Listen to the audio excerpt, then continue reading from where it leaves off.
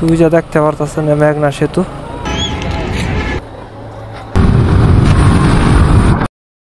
ভাই আপনার বাইকের স্পিড বেশি, হাইওয়ের মধ্যে 80-90 এগুলো স্পিড থাকবেই। এই তো লেটেস্ট নিউজ। আসসালামু আলাইকুম, কি অবস্থা সবার? আশা করি ভালো আছেন। তো আজকে ব্লগের কোনো উদ্দেশ্য নাই, আজকে উদ্দেশ্যহীন ব্লগ এটা। তো আজকে জাস্ট বিকালে রাইড করতে বের হয়েছি, ভালো লাগতেছিল না, তো ভাবলাম একটু বের হই। তো ক্যামেরাটা নিয়ে সাথে বের হই, যেহেতু হাইওয়েতে আসছি। তো অনেকে হাইওয়ে রাইড এনজয় করেন, অনেকের ভালো লাগে। তো এই কারণে ভাবলাম যে একা একা হাইওয়ের মজা না নিয়ে আপনাদের সাথে উপভোগ করাই জিনিসটা। এই কারণে ক্যামেরাটা নিয়ে বের হয়েছি। আসলে ক্যামেরা তো আজকে অত চার্জ নাই, কারণ হইতেছে আপনার কিছুদিন আগে, বলতে 4-5 দিন আগে আপনার মাওয়া গেছিলাম, মাওয়া ভাঙ্গা। তো যার ওই ভিডিওটা দেখেন নাই, দেখে আসতে পারেন। তো ওইখান থেকে আসার পর ক্যামেরাটার চার্জ দিতে মনে নাই। তো আজকে ভাবলাম ক্যামেরাটা নিয়ে বের হমু, তো তখন দেখি হুট করে ক্যামেরার মধ্যে চার্জ নেই। তো যে কারণে আপনার 50% আছে সম্ভবত, 50% নিয়েই বের হয়েছি।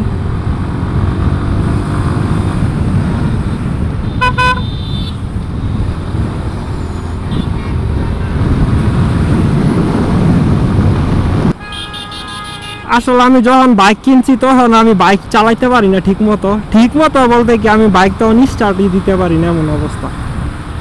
আমি বাইক কিনছি, আমার মামায় চালাইলে এসে আমি পিছিয়ে বইছি। পরে বাসায় এসে আপনার তখন বাসায় আসার পরে নিজেরটা নিজে বের করছি। আসলে আর কি চালাইতে না পারলে অনেক নলেজ ছিল যে কিভাবে কি করতে হয়, তো সাহস করে বের করছি। এরপরে আপনার আমার মামা আছে, উনি দেখায় দিছে, উনি টিপস দিছে যে এইভাবে চালাবি। তো তারপরে আর কি আমি নিজে চালাইতে এ পর্যন্ত আয়ত্ত করছি। তো যে কারণে মানে ব্লগিং এর কোনো চিন্তাই আসছিল না মাথায়, কারণ আমি তো বাইকই চালাইতে পারতাম না। বাট বাইক একটা শখ ছিল আমার, যে কারণে কিনছি।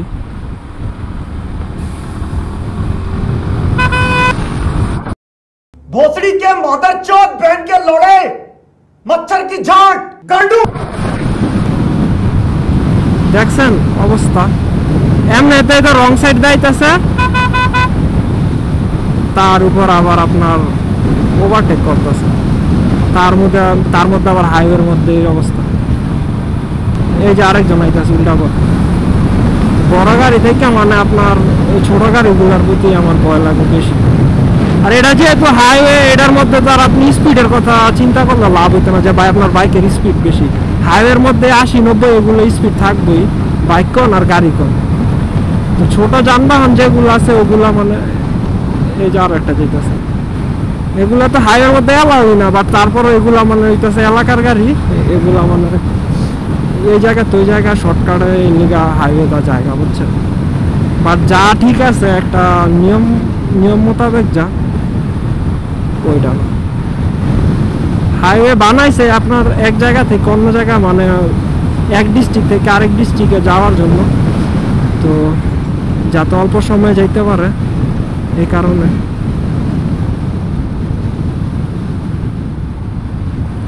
তো এটা হচ্ছে মেঘনা ব্রিজ, মেঘনা টোল প্লাজা। তো এগুলো আগে আসছিল, বাট এখন এগুলো আপনার তুইলা দিচ্ছে, এগুলো তুইলা সামনে নিছে, সামনে আর একটা টোল প্লাজা করছে, এই যে দেখতে পারতেছেন। জামু কোনটা, সবই তো খালি এটাতেই যাই, টোল দিয়েই যাই।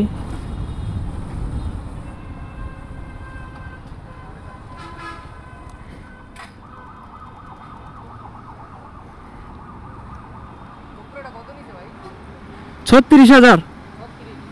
এটা DJI গোপ্রো না, এটা DJI গোপ্রো না, অন্য ব্র্যান্ডের।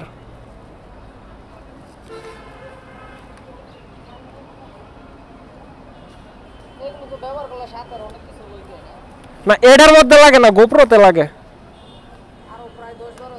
হ্যাঁ, এটা আপনার পরে 36,000, ওইটাই এনাফ, বেশি লাগে না কিছু।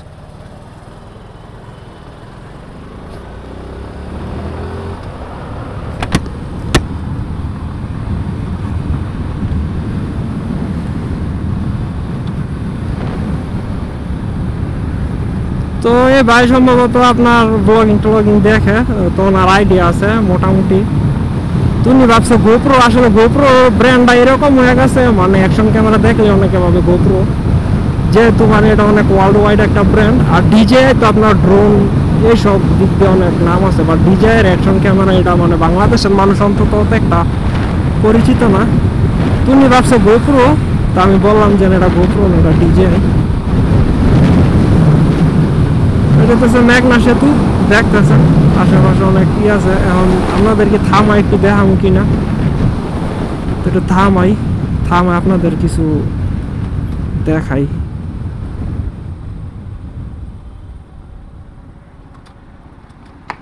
আসলে যতটা সাইড করা সম্ভব ততটাই সাইড করলাম। এনে কোনো সার্ভিস লেন দেখতে পারতাছি না, বাট থামাইলাম। মেঘনা ব্রিজ কোন সেতু কোন, তো এটা তো নদীটা দেখতেছেন, জাহাজগুলো থামায় রাখছে। এই পাশে হইতেছে আপনার এগুলা ফ্যাক্টরি, সিমেন্টের ফ্যাক্টরি। ওই পাশের ওগুলো সিমেন্টের ফ্যাক্টরি, শাহ সিমেন্ট। 5:49, তারপরও সূর্য মানে মাথার উপরে, তো অনেকেই থামছে। এটা আপনার বিকালের সময় এলাকার অনেক লোক এই জায়গায় থামে, দাঁড়ায় থাকে, বাতাস খায়। তো ওই জায়গায় আবার থামা যায়, ওই জায়গায় অনেক মানুষ আছে। ওই জায়গায় অনেকে বিকালের সময় মানে আছে না, এলাকার মধ্যে একটা ছোটোখাটো ট্যুরিং স্পট, তো এগুলোই আছে এই এলাকার ট্যুরিং স্পট। তো এইসব জায়গায় মানে মানুষ আসে বিকালে, বাতাস খায়। তো চলেন ওই নিচে যাই, আপনাদের আজকে দেখাই, এই সেতুর ভিউটা দেখাই। আজকে আর এরকম দূরে কোথাও যাবো না, এই জায়গার মধ্যেই থাকি আশেপাশে।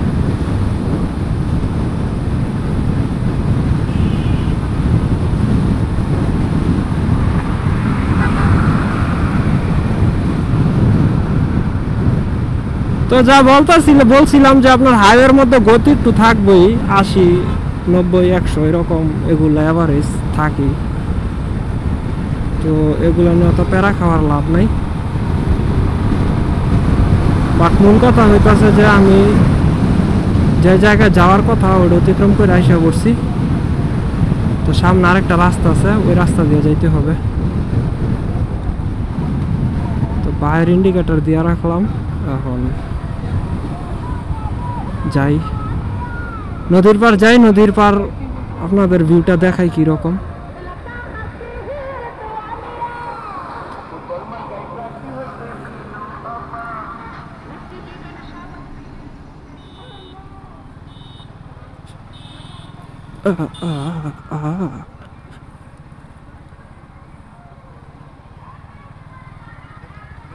কিছু করার নাই, চিপা দিয়ে যাবো, বাট রং সাইডে যাবো না। এত জ্ঞানের কথা বললাম আপনাদের, এখন আমি যদি রং সাইড দিয়ে যাই ব্যাপারটা কেমন দেওয়া যায় না।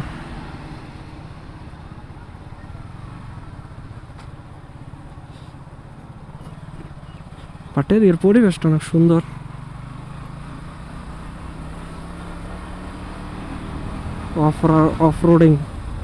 অফরোডিং কথা বলতে মনে পড়ে গেল, এবার ঈদের পর আমরা রাঙামাটি সাজেক ট্যুর দিছিলাম, খাগড়াছড়ি, বান্দরবন গেছি কিনা জানি না।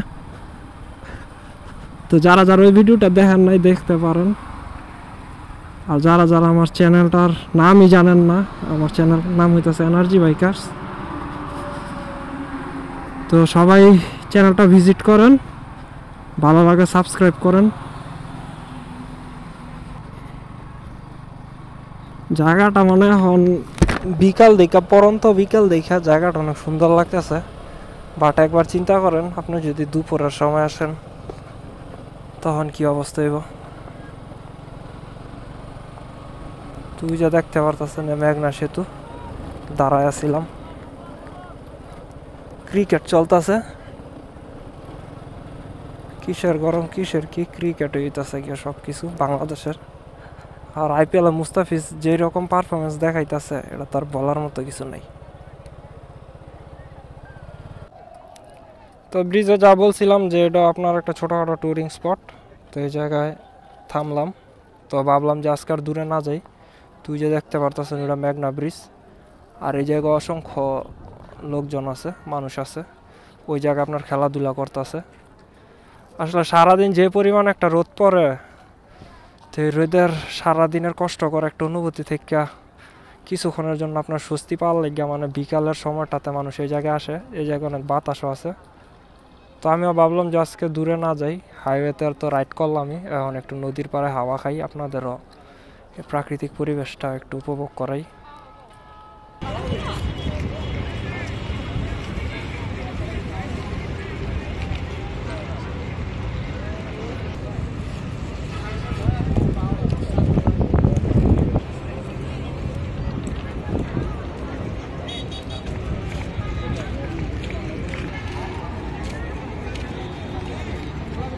তো ব্রিজের এই জায়গার ভিউটা একটু ভালো লাগলো, তো একটু দেখলাম এই জায়গায় একটু মানুষ কম আছে, যে কারণে একটু এই জায়গায় আসলাম।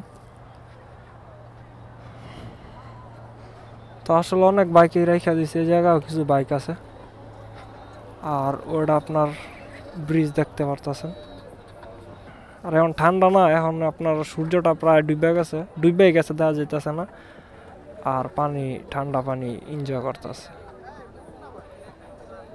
তো এই জায়গাটা অনেক ভালো, ওই জায়গায় অনেক মানুষ, ওই জায়গাটা অনেক, তো এই জায়গায় আরো বাইক আছে।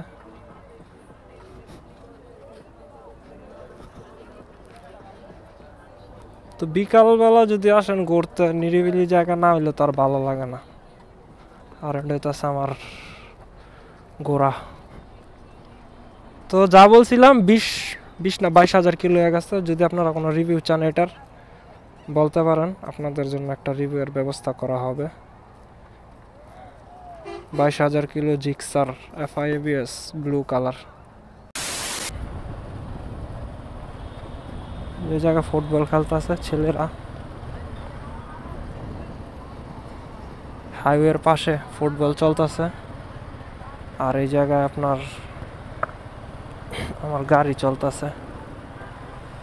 আর এই জায়গায় বয়ফ্রেন্ড গার্লফ্রেন্ডও চলতেছে, সবই চলতেছে, কোনো কিছু থাইমা নাই, সময়ও চলতেছে।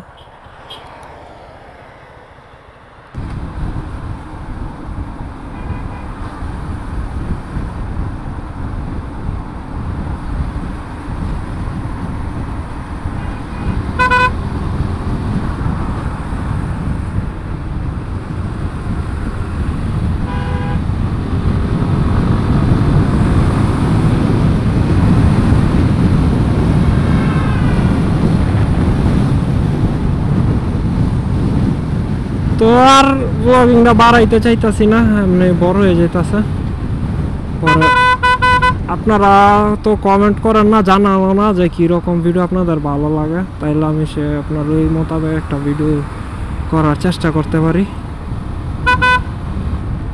তো এই যে দেখছেন উল্টা পতাইতেছে, এটা আসলে অ্যাম্বুলেন্স ছিল, বাট এটা হইতেছে বাইক। তো যা বলতেছিলাম, আল্লাহ হাফেজ, সবাই ভালো থাকবেন, সুস্থ থাকবেন, এনার্জি বাইকার্সের সাথে থাকবেন। যারা যারা আমার চ্যানেলটা দেখেন তারা অবশ্যই সাবস্ক্রাইব করবেন।